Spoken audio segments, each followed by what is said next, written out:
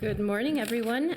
We are here for the regularly scheduled meeting of the Public Safety and Emergency Management Committee. My name is Alondra Cano, and I'm the chair of this committee, and I am joined this morning by Council Members Jeremiah Ellison, Council Member Steve Fletcher, and Council Member Lene Palmisano. Together, we are a quorum of the committee, and therefore we can begin our business. I do want to say that we won't be joined by Councilmember Philippe Cunningham today. He's got some personal family matters at home to tend to, and we hope he will be doing good. Before we dive into the formal agenda, we will have the opportunity to invite our chief, our fire chief, here to the front with our partner company, Centerpoint. Thank you so much. I was hoping you could tell it to me before I said it. So we're going to have a brief presentation, so if my colleagues can just kindly wait for, let me push this off.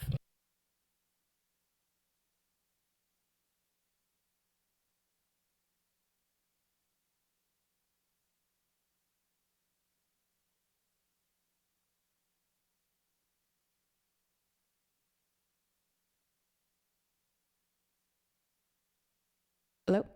Okay, beautiful. So we're going to have our chief of fire help us understand a little bit more about this partnership, the history, and then you can go ahead and hand it over to our partner here. Okay. Thank you, Chair Cano and committee members. Thank you. I'm here again this year to thank and recognize Centerpoint Energy.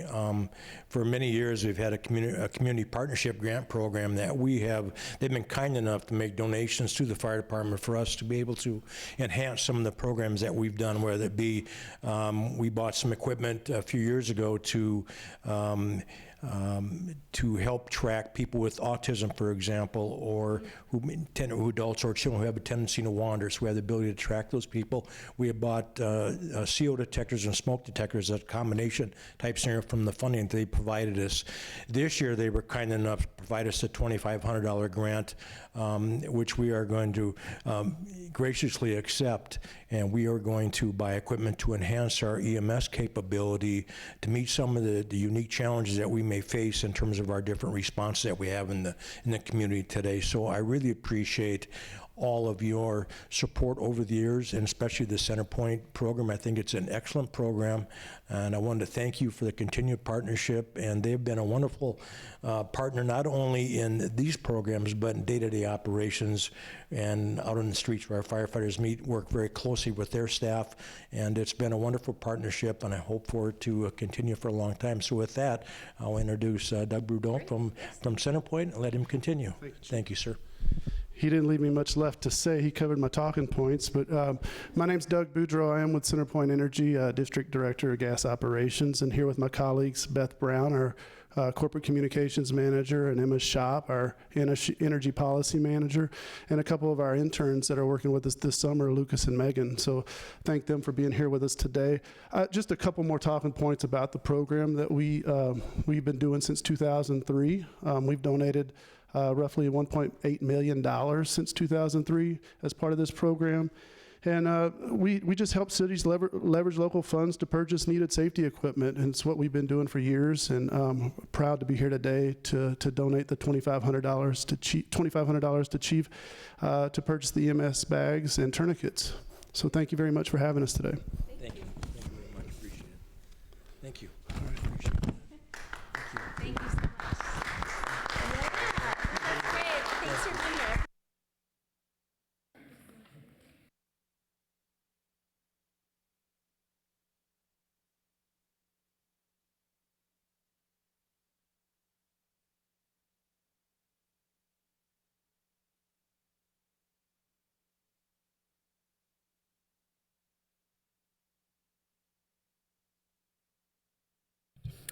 And after that lovely presentation from our partners, we do have, let's see, 5 items on our agenda today. 1 is a receive and file.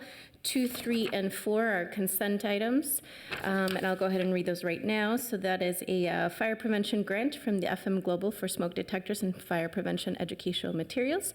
So that's authorizing acceptance of a $3,000 grant. The third consent item is a 2019 Community Partnership Grant from Centerpoint Energy, who we just heard from, for medical service bags and tourniquets, and that's authorizing the acceptance of a $2,500 grant from the Centerpoint Energy Group. Item number 4 on consent is authorizing an amendment to the contract with the Minnesota Homeland Security and Emergency Management for the police bomb disposal unit. And then our 5th item is a discussion and presentation on our 2019 second quarter Minneapolis Police Department body-worn camera metrics report. Do we have any questions on the agenda today? Seeing none, if we can please all adopt the agenda. All those in favor say aye. Aye.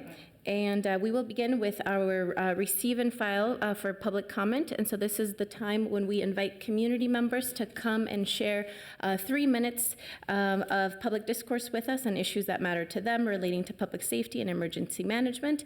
I do have a sign-in sheet here, and if you would like to speak this morning for 3 minutes, you can go ahead and sign up over there where the clerk is sitting. I have 6 people signed up right now, so we shall begin with Steve Sandberg, followed by Brad Pass. Please go ahead and come forward.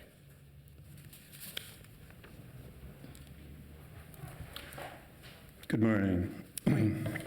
My name is Steve Sandberg, and I'd just like to read this statement, if I could.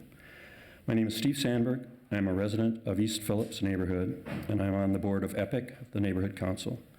I'm here today with an important request concerning the public safety of East Phillips neighborhood. The public health and safety of our neighborhood is challenged by an overburden of contaminants in the air, in the water, and in the soil. This has all been well documented in numerous studies and reports. A health impact analysis for the Phillips neighborhood was published on January 31st, 2019, and it lists the concerns and risks of traffic as a major concern for East Phillips and recommends finding ways to reduce diesel and other truck traffic on major streets in Phillips neighborhood. The Minneapolis City Council has voted for Public Works Hiawatha Expansion Plan A, which will instead bring as many as 400 more cars and 100 more trucks, many of them diesel, directly into this challenged part of our neighborhood. Plan A calls for, in the third quarter of 2019, I might add, the demolition of the 1947 Sears warehouse, which sits adjacent and atop the EPA arsenic Superfund site. This heavily polluted site, located in East Phillips, is also governed by the state of Minnesota Clark-Burglan Environmental Justice Law of 2008, which requires analyzing and considering the cumulative levels and effects of pollution from all sources. We therefore request that you, Councilman Orcano, bring to a vote before the City Council a request that the city do an environmental assessment, an EAW, for the Public Works Hiawatha Expansion Project. We have already received indication that a majority of council members would support such a request, most calling it very reasonable. But as a council member of record for Ward 9, you would have to bring this request forward. Will you please do so? For East Phillips neighborhood, sincerely, Steve Sandberg. Next is Brad Pass, followed by Chuck Turchik. And then after that, we have Tanya Rivera.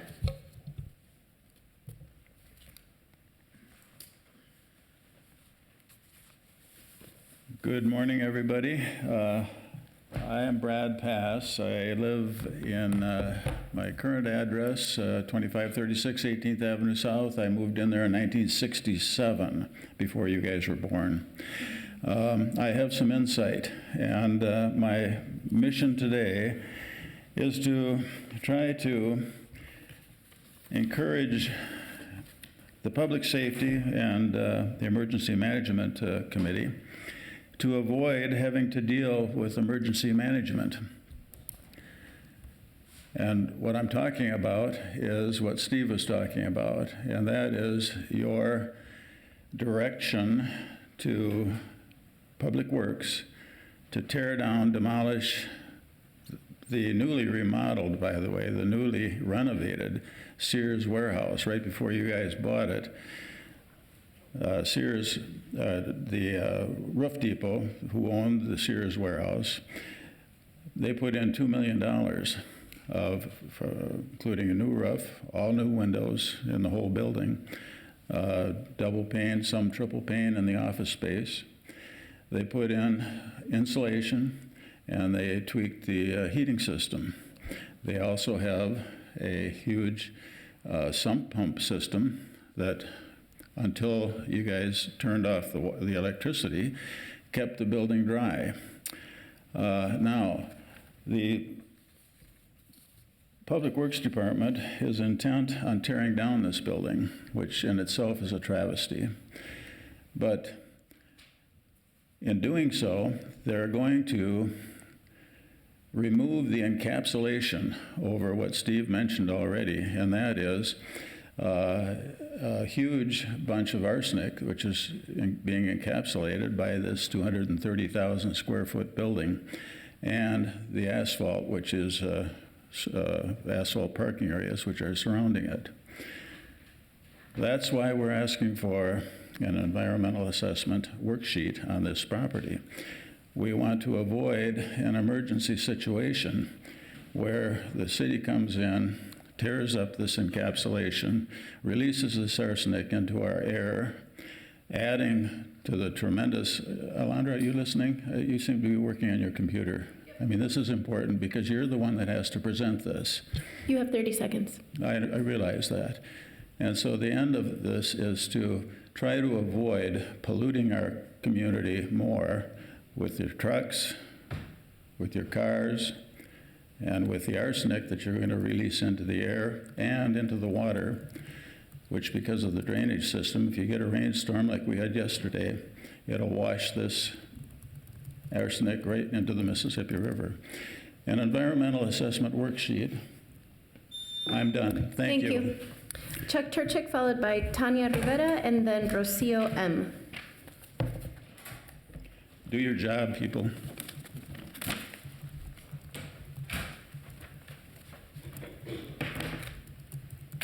Me again.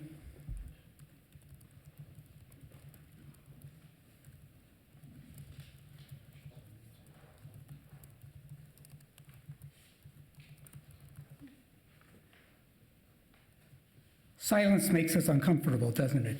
That was 13 seconds of silence. So imagine my discomfort at 13 months of silence from all Minneapolis public officials on what's happening with the OJP implementation recommendations. Not a public peep from any official, just silence. Councilmember Palmisano, you were on one of those implementation committees, but have uttered not a single public word about those recommendations since then. Certainly not in any of these committee's meetings. Silence. Councilmember Fletcher, at one of your community coffees, you said you had heard the previous chief of police refuse to appear before the Public Safety Committee, but Chief Arredondo clearly will appear. In fact, he did appear at your last two meetings. You certainly had the opportunity to ask him about the OJP implementation recommendations. Instead, silence. Councilmember Jenkins, your aide left me a voicemail message that you had unsuccessfully tried to find out what was happening with this, but you didn't see what more you could do. 2 months ago, I suggested to this committee what more you could do. Since then, silence. Councilmember Ellison, we talked in December, then twice more at your community office hours. To your credit, you are the only public official who accepted my invitation to request a single email with attachments of all the materials I had collected about the OJP committee's recommendations. I sent those to you that day. 14 days later, so far silence. Councilmember Cunningham's aide wrote me a year ago in August 2018 saying she would discuss this with him. Despite several follow-up emails from me, silence. Chair Cano, I met with you on June 20th, and I went through the whole "you couldn't write such an absurd" saga. Nothing since then except silence. Not a public peep from any of you. Either you are all incompetent, or you just don't give a damn about the results of this entire U.S. Department of Justice and Minneapolis non-follow-up process. Or maybe the issue of accountability procedures within the Minneapolis Police Department, which was the subject of that federal study, is simply too trivial for this committee to be concerned enough about to give a credible explanation for your silence. How discomforting. How embarrassing. Thank you, Mr. Turchick. Tanya Rivera, followed by Rocio M. Good morning. Hi, so I just wanted to get straightforward with this. Basically, I want to give my point of view from living in South Minneapolis, 2030 Cedar Avenue is where we work. So we lived 10 years in 18th and 29. And we've constantly seen a huge increase in syringes and heroin use and people breaking into our business, which is child care center. And you can imagine how many kids we have to vanguard and safeguard. And so basically, we're concerned because we have to call the police pretty much every Monday after people have been partying all weekend and, you know, just go and hang out at our playground. And of course, we clean up and supervise, but we need the community's help to have more police officers available and respond quicker, because that puts everyone in jeopardy. Our teachers are in jeopardy when they have to go open the center and then there's a naked man in the playground or, you know, using the water hose, stuff like that. Even things like going on the Greenway. We're a nature-oriented center and we like going to the Greenway, but now it's like we're forced to be inside because fear for their safety. And I understand that the encampments on Cedar, those were taken out and people were placed to shelters, and then the shelter, I don't know what happened to that. But now they're all going back to the Greenway and they close a bridge, but then they're just pushing them out and it's not really helping out the problem.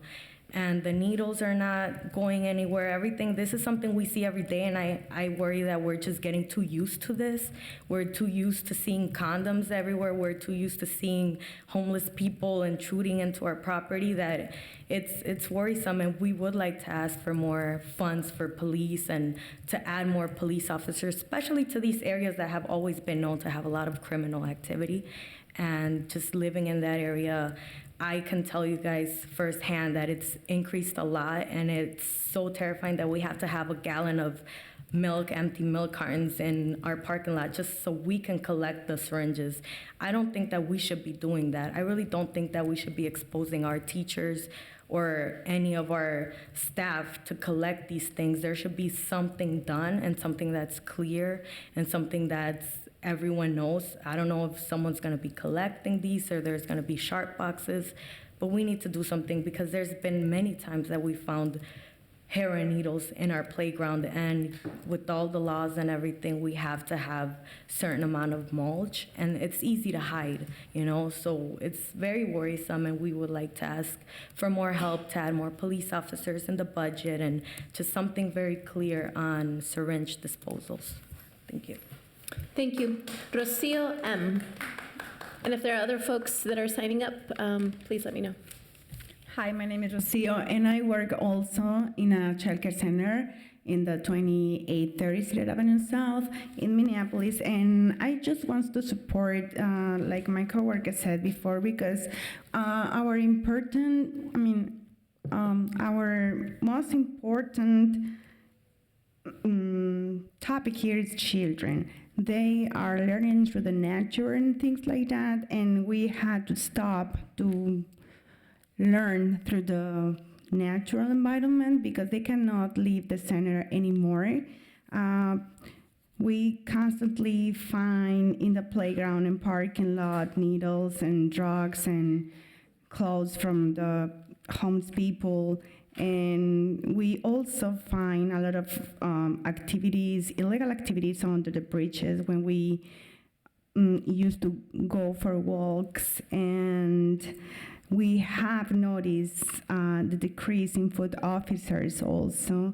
And that means we find a lot of police pursuits over more than 80 miles per hour in the Greenway when we are walking there with children, and also a lot of encampments all through the Greenway, and a lot of shelters there. And in our streets or alleys, we find a lot of mattresses and garbage and things like that. I mean, children they don't have that bad thoughts. I don't know how to explain that. And they feel a lot of curiosity for these things. And the most probably they want to take it with their hands. So this is a really high risk for them, and that's why we are here today and ask for a really nice childhood for them. Thank you. Thank you. Do we have others that sign up?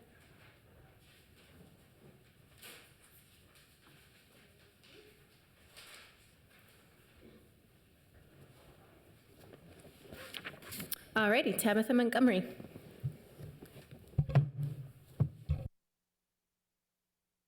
Morning, Chair Cano and your fellow council members, Council Vice President Jenkins, Councilmember Ellison, Councilmember Fletcher, Councilmember Palomazano.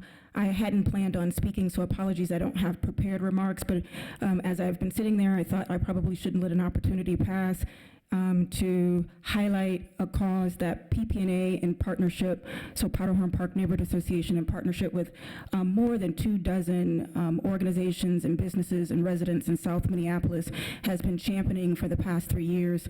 I would first express my regret that I haven't used this committee more planfully up until this point, but we plan to be here consistently up until the budget hearing. We have put forward a very clear and dynamic proposal of $10 million to invest in improving livability and safety in our communities in some of the most hard-pressed areas that experience a disproportionate amount of livability and safety crimes.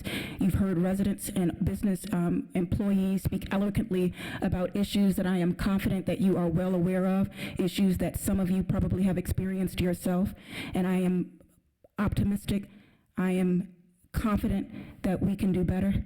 I believe that your jobs are difficult to say the least, but I understand that you have the ability and the capacity to ask more of our city enterprise to serve neighborhoods that we are willing to define as promise zones, opportunity zones, Minneapolis opportunity zones, and or ACP 50, but we need more street level activation to increase a healthy environment. Our $10 million proposal focuses on 3 levers.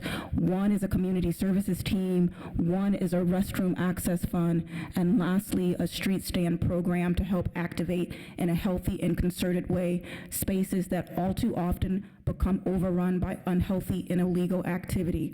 So basically the memo is this: we have ideas. You don't have to move our ideas forward, but we cannot continue to be collectively complicit in clear disparities that our communities face when it comes to equity and inclusion in brown communities. I wouldn't say enough is enough, because who knows how long we're going to be in this posture. But $10 million is a drop in a bucket for things that we have experienced for decades.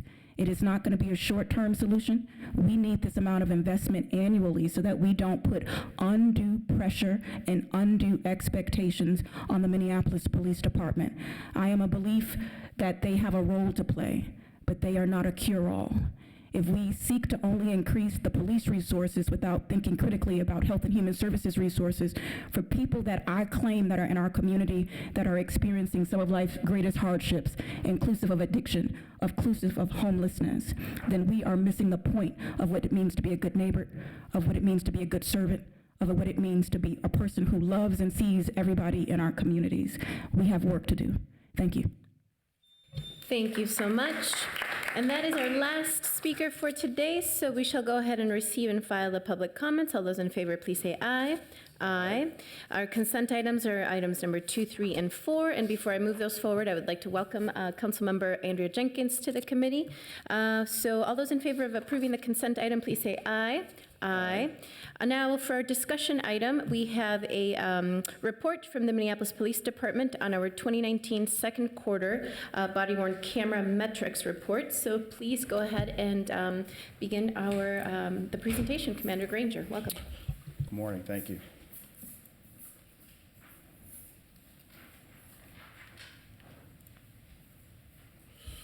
Good morning, Commander Granger, Minneapolis Police Department. I am the commander of our Administrative Services Division, who oversees the body-worn camera part of the program. Our agenda today, I'm going to talk about our department metrics for the number of videos we recorded during the quarter. I'm going to talk about activation statistics at the department and precinct level. I'll also talk about our audit activity for the quarter, talk a little bit about Axon AutoTagging Service, and then finish up with our next steps. Okay, for quarter two, in April, we recorded about 54,000 videos. In May, about 60,000, and in June, about 61,000. And I include this slide just to give you a sense of the volume of what we're recording each quarter.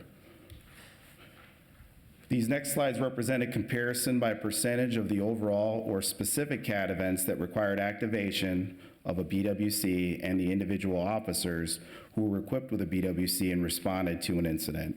The percentages do not include events where an officer was canceled off the event before arriving, and the percentages are by month. So overall, for quarter two, our activation percentage was at 95%.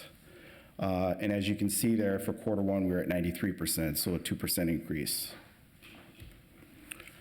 To break this down by month, our overall activations for CAD events for all users are working in a patrol capacity. In April, we're at 95%. In May, we're at 94%. And in June, we're at 95%. And here's a breakdown by precinct for April, May, and June. One caveat for these numbers, they're always affected by two things. The first question is, was there an activation or not? And the second question is, are the videos that are recorded in Axon, are they properly labeled? If they're not, with categories and case numbers, the matching that needs to occur between CAD and Axon doesn't occur, and then we have artificially low numbers. So I need to answer those two questions before I can get to the actual percentage. But what these numbers do represent is the floor of the statistics. Where the ceiling is, that's dependent on those two factors. Okay. For traffic law enforcement incidents, in April, we were at 97%. In May, we're at 95%. And in June, we're at 96%. And in July, we're at 95%. For suspicious person calls, our activation percentage in April was at 94, in May 94, June 93%, and at July, we're at 93%. And then for unknown trouble calls, our percentage was at 96% for April, in May at 95%, and in June at 95%, and then in July, 94%.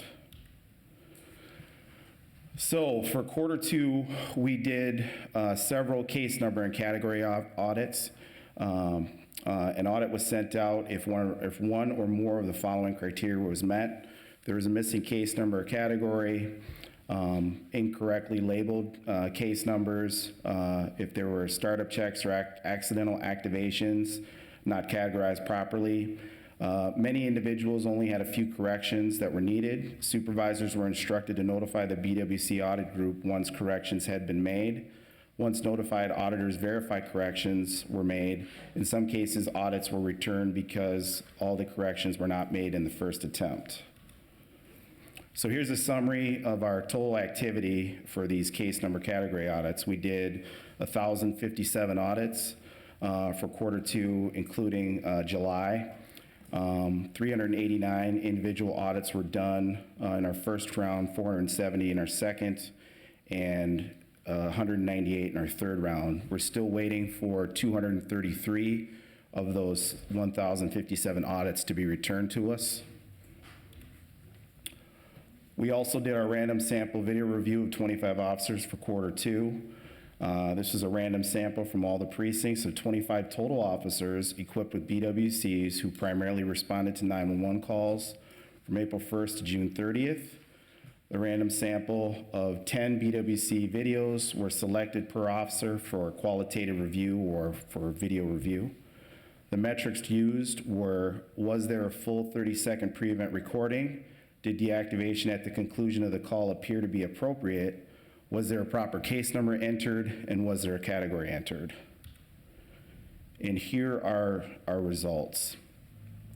Out of the 250 videos that were reviewed, we didn't have any issues, excuse me. We didn't have any issues with case numbers or categories. But we did have issues with not enough complete 30-second Preevent recordings and not enough proper deactivations. Those numbers are both up. The patterns we observed from these video reviews: most BWC videos with improper activations consisted of Preevent recordings that were less than 30 seconds. They ranged from 2 to 25 seconds. Some activations with Preevent recordings that were less than 30 seconds were officers handling multiple calls that occurred one after another, which did not allow the camera to run a full 30 seconds prior to recording. Improper or late activation, i.e. activation occurring after arrival on the call, was observed by only a small number of officers. Short and unintentional partial or full camera obstructions from seatbelts and jackets were observed. And finally, deactivation occasionally occurred while an officer was still on scene and the call had not yet completed. In some of these instances, it was at a point where code 4 was called, and in some instances, there was no narration as to the reason. A small number of deactivations occurred while in the garage at Hennepin County Jail prior to the transfer of custody to Hennepin County deputies. Axon AutoTagging Service, so otherwise known as CAD integration, it's finally here. The process to implement the Axon AutoTagging Service, also known as CAD integration, is underway. This service uses an algorithm to match CAD and Axon data so that BWC videos can be labeled automatically with case numbers and categories. This service provides more efficiency for officers and reduces typographical errors related to manual entry of case numbers. It also improves accuracy of our BWC performance data, and auto tagging is also applied retroactively. And it improves efficiency for consumers of BWC data to quickly find all incident-related items in evidence.com. Currently, City IT is working with Axon on the project. Part of the process includes designing the algorithm, mapping evidence.com categories to CAD nature codes, and then testing to ensure labeling accuracy. The process should take about 2 months to complete. Items uploaded into evidence.com during the investigative process and photos taken by officers on patrol will still require manual data entry. Labeling BWC videos that are not CAD related or requiring secondary categories, for example, startups or a video that might be related to a citizen complaint, or adding related case numbers to a video may also require manual data entry. Officers will still be required to verify the overall accuracy of the automatic labeling of their BWC videos. Next steps, we're already a month into quarter three. We're gonna review the remaining case number and category audits as they're returned. We're also planning on doing another round of activation audits. We'll review that data and then determine how much we need to do. We're gonna collaborate with IT and Axon to get the auto tagging implemented. We're going to expand our random sample of 25 officer video review audits to 50 officers. And then lastly, all 18 shift lieutenants have received training on how to use our BWC audit dashboards. We will continue to provide them with technical assistance as they become proficient in their use. Each month, shift lieutenants will be asked to review quantitative metrics for their shifts, report findings, and advise on the steps being taken to address underperformers. The BWC audit group will continue to conduct its own audits whenever necessary.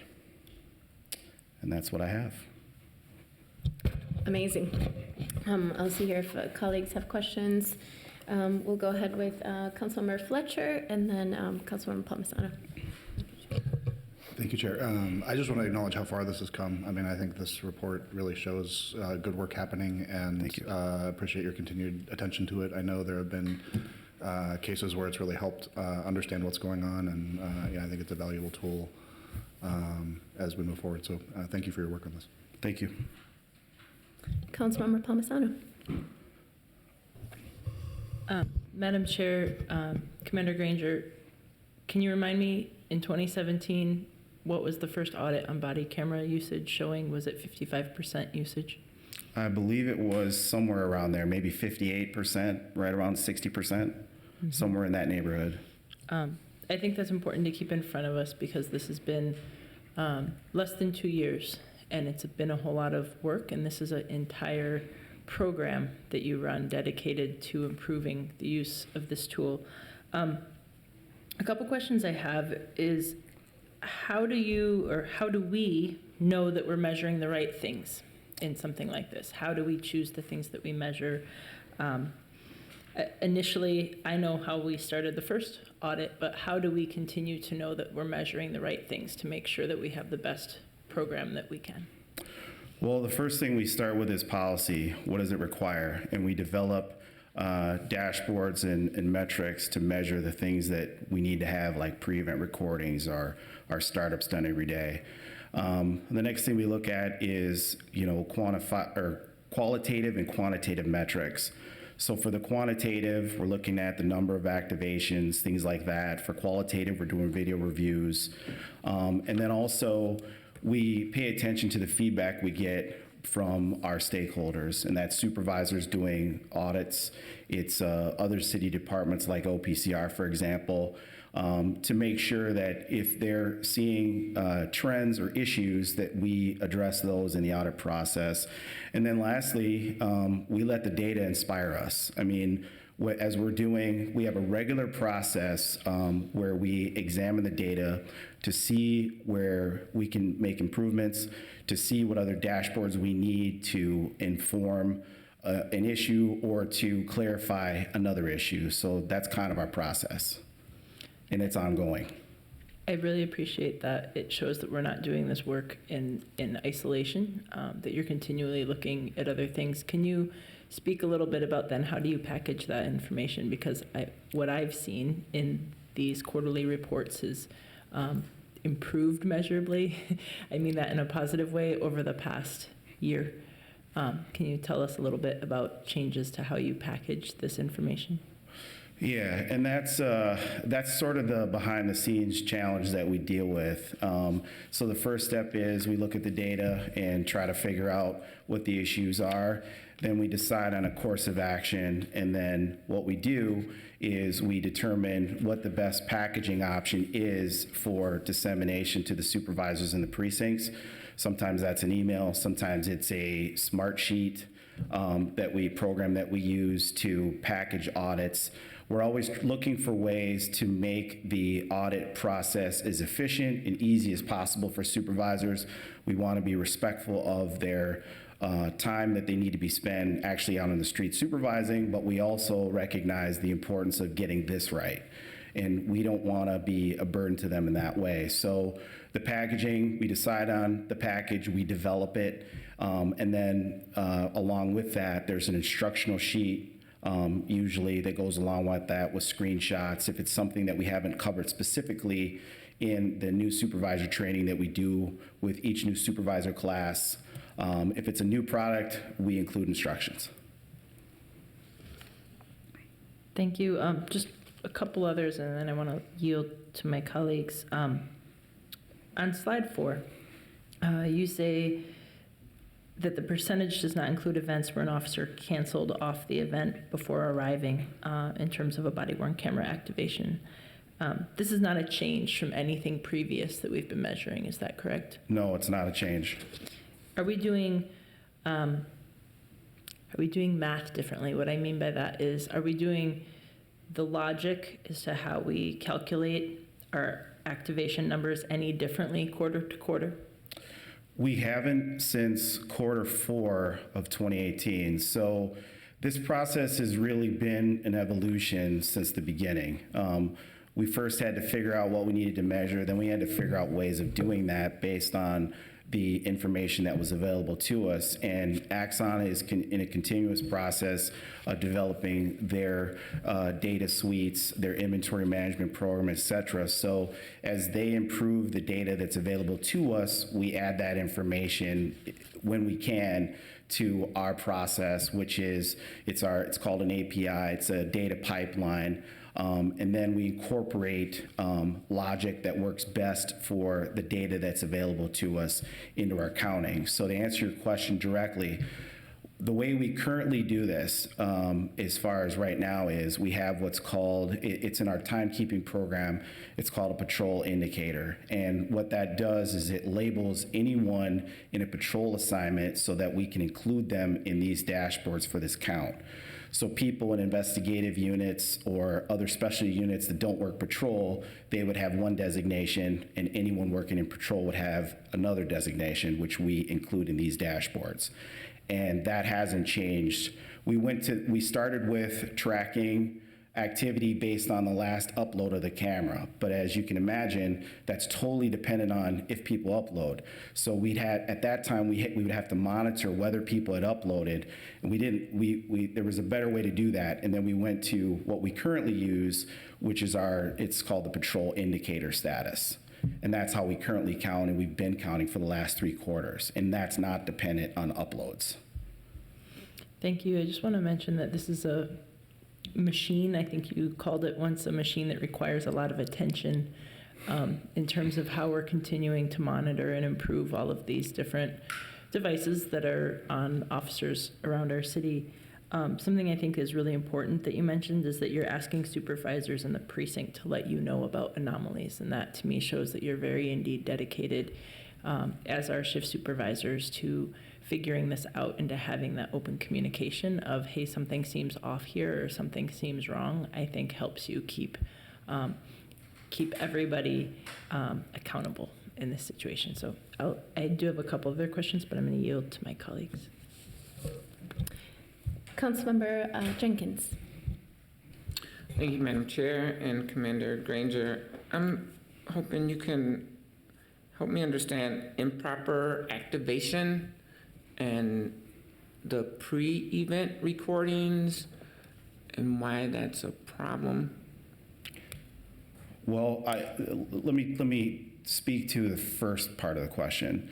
So the pre-event recording, what that is, it's an automatic looping of recording. So it records for 30 seconds, and then if the activation button isn't selected, it loops again and starts recording for another 30 seconds. The significance of that is that it captures things that occur before the user makes a decision to activate. And that could be a car crash, it could be a sudden assault, it could be just whatever's going on in the background. So, if something is happening in front of you and, then you click your button, you're gonna capture what's happening in front of you in addition to everything that you've captured after you hit the activation button. So the 30-second pre-event recording can be very important in some instances. Mm-hmm.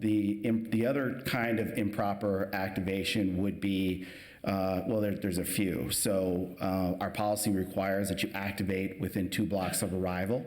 So that's one. Our policy, and then within that, we would want officers ideally to always be activating before the incident begins, before their arrival, so we can capture it in its entirety. Now, to the reasons why that doesn't happen, I can explain technical things, like I know that when we don't have a pre-event recording, that's usually due to, in fact, always due to, the camera being powered off. The camera has to be powered on in order for that looping recording to occur. So when you see this missing recording, what that means is that the camera was powered off, and then when the event started to begin, the camera was powered on and activated at the same time, or roughly the same time. So why that happens? I'd be speculating as to why. My job is to make sure that it doesn't happen. So that's our focus. Okay, thank you. Councilmember Palmisano. Thank you, Madam Chair. Looking forward, we're at 95%. We don't want to yield till we have 100% compliance, but to that end, I have just a couple of questions. The first is actually, how do we help the Park Police program? Because I get that the Park Police are not part of this audit. So can you tell me can you share for me and my colleagues a little bit about how we also work with the Park Police and their body-worn camera program? Well, we're not doing any auditing for them, but I've been in contact with my counterpart over there and talking with them or sharing with them kind of the way that we do the audits here and the kind of audits we do and the things that we focus on. So we're essentially comparing notes as they begin to build their program. That sounds very appropriate. Longer term, what's next? How are you going to continue progress in this? Well, there'll always be the continuous process of reviewing the data and determining how to respond best to it. Some of the longer term items on our to-do list are the lieutenants are going to be monitoring quantitative metrics now, but in the future, we're also going to require the lieutenants and the sergeants to watch an appropriate number of review an appropriate number of videos as well. That'll be an added responsibility to, monitoring the metrics. And then ultimately, where we're going is we're going to give individual officers access to their own performance metrics so they can see for themselves and make their own adjustments. If they see there's an issue, they're free to respond to that. And if they don't, then this mechanism of auditing will be there to address that. I think that's really great. Getting this down to the individual level, I think is what's really great. And that is about driving accountability and behavioral change and all of the hard things that go with wearing a body camera every day on the job. Is there anything you want to comment about? I would ask, what are you limited by? You want to drive this down to the individual. What are you limited by, Commander Granger? I don't want to get myself in any trouble speaking out of turn, but I will say, ideally, what I would love to see is an auditor for each precinct. I would love to see that. We could do more, we could do it faster, we could do it better. But I will also say, too, that I have a fantastic group of people that I work with, from the city IT to the auditors, to the supervisors in the precinct, to our executive staff, our appointed staff in the precincts. This is truly a team effort, and that's the only way to get this done. Thank you. I do want to point out that Stacy Blaskowski, who's been in front of us for different things, for different audit things and things across the enterprise, has really helped out this team. And I just want to mention her name because I think that she's one of the best data scientists around, and we have her here helping at City Hall for things including police. So I would agree with that 100%. thank you. All right. I don't see any more questions from our committee, and I just wanted to say that for me, it's the perception that I get just seeing these numbers grow, and I will say thank you to Councilmember Palmisano for kicking off these reports and authoring a staff direction to help us have this communication and this learning moment with you, as well as a system of accountability to see where things are at. That it seems to me like you're doing a very good job. Thank you. And good staff members like you are important for MPD so we can do the good work. Good people equals good work and good systems, and this is a good system, and I think that you're one of the leaders that can command that respect and discipline that we need to get this done. It's a very serious line of work, and as you know, lives depend on it. So your work is vital to our institution, to the department. These numbers are very, very good. Thank you. Very good. I want to be able to hear from you and our committee as well, what we can do to support MPD and yourself to keep these numbers there. I think sometimes when things look really good, we tend to shift attention and focus on the next emergency that we need to address. And I don't want us to put our guard down on this front. I think this has been a topic of conversation for many council members over many months and years. And body cameras are often framed as one of the most important accountability, transparency, and police reform tools. So I don't want to underestimate just how powerful this is. So this is one of the things we'll lean on to make sure that our city is getting good services and that our residents are respected and cared for.